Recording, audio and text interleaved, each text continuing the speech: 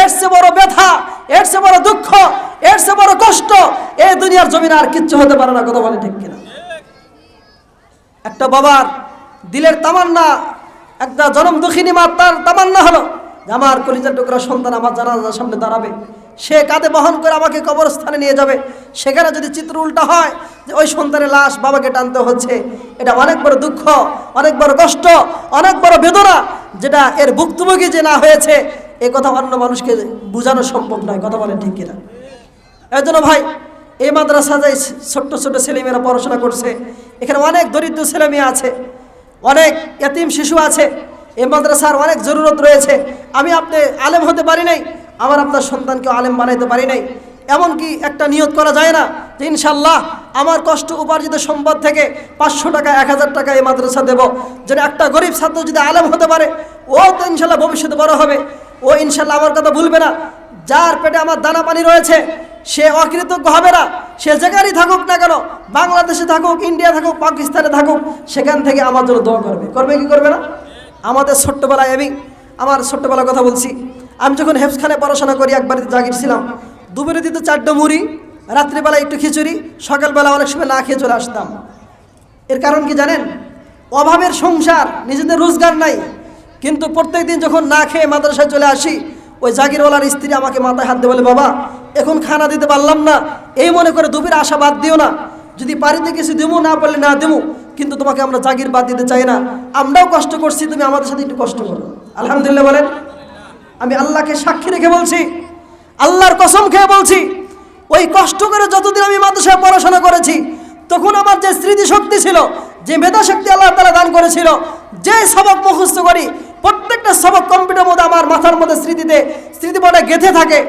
আমার মনে হয় ওই কষ্ট করে জাগিরওয়ালার দোয়া পেয়ে আল্লাহ পাক রব্বুল আজকে আমাকে আলেম বানিয়েছেন। কি নিয়ত তার! খাবার দিতে পারে না, অথচ অনুরোধ করে, বাবা আমাদেরকে রেখে যেও না, এখন তো 2 বেলা খানা পাচ্ছি, তুমি যদি কষ্ট হয় আমাদের বাড়ি ছেড়ে চলে যাও, অন্যত্র জাগির নাও, তাহলে আল্লাহ তাআলা হয়তো আমাদেরকে 2 বেলাও খাওয়াবে না। তোমার উসিলা দিয়ে আমরা খাচ্ছি, আমরাও কষ্ট করতেছি, তুমি আমাদের সাথে কষ্ট করো। আল্লাহু আকবার বলেন।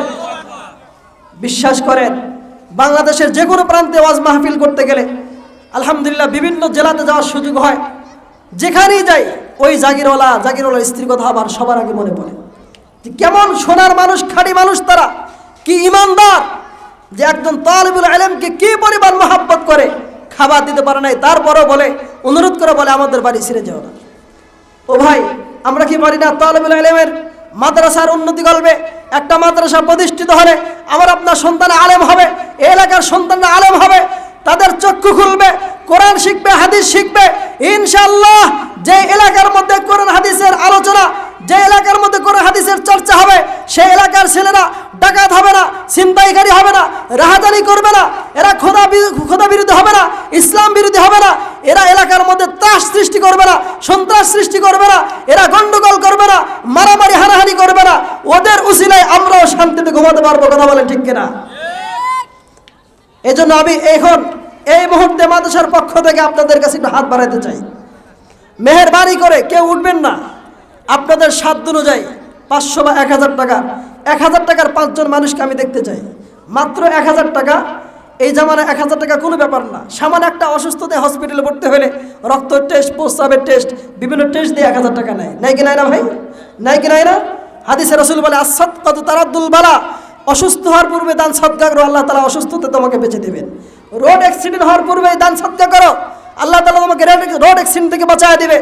আমাদের নিয়ম হল উল্টা, যখন আক্রান্ত হই, ক্ষতিগ্রস্ত হই, তখন মান্নত করি, আল্লাহ আমাকে যদি সুস্থ করে দাও, আমি এই ভালো কাজ করবো, ওই ভালো কাজ করবো। কথা বলেন ঠিক কিনা? কিন্তু ওই পরিস্থিতির আগে যদি দান করি, ইনশাআল্লাহ যেই মুসিবত এসেছে সামনে আগত, দানের কারণে আল্লাহ তাআলা সেই মুসিবতকে হটায় দেয়। সর্বপ্রথম কোন ভাই আছেন এই মাদ্রাসার জন্য দিল খুলে আব্বার কথা স্মরণ করে, মার কথা স্মরণ করে, নিজের আখিরাত স্মরণ করে মাত্র 1000 টাকা কোন ভাই আছেন? ইনশাআল্লাহ আমি দিল থেকে দোয়া করব, আপনার জন্য দোয়া করব, ইনশাআল্লাহ পরিবারের জন্য দোয়া করব। আল্লাহ তাআলা যেন দানকে কবুল করে নেন, আল্লাহ তাআলা যেন সুস্থ রাখেন, আল্লাহ তাআলা যেন মক্কা মদিনা জিয়ারত করার তৌফিক দান করেন। কোন ভাই আছেন? মাত্র 1000 টাকা। আলহামদুলিল্লাহ। ভাই কি নাম?